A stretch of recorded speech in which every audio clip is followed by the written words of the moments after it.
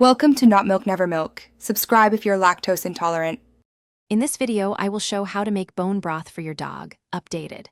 Begin by gathering raw or cooked bones, water, apple cider vinegar, and a slow cooker or stock pot. Place bones in the pot, cover with cold water, add 2 tablespoons apple cider vinegar, and let sit 30 minutes to draw out minerals. Simmer low for 12 to 24 hours, skimming occasionally. Cool, strain, and refrigerate or freeze in portions for easy feeding.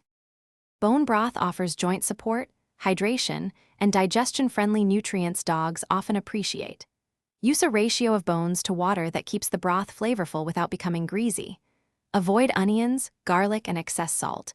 Trim visible fat and discard cooked meat scraps to reduce bacterial risk.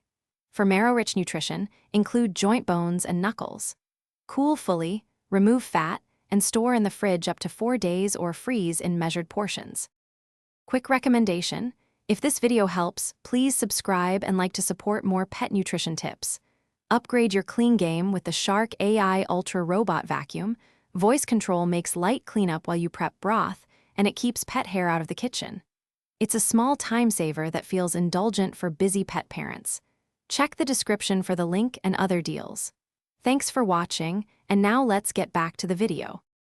Serve bone broth as a topper or a hydrating meal addition, starting with small amounts to check tolerance. Use 1 to 4 tablespoons for small dogs and up to 1 cup for large dogs per meal, adjusting based on size and activity. Thaw frozen broth in the fridge and gently warm to serving temperature. Monitor for any gastrointestinal changes and consult your veterinarian if you plan to use broth as a daily supplement. Thanks for watching. If this was helpful, leave a like and consider subscribing. See you next time.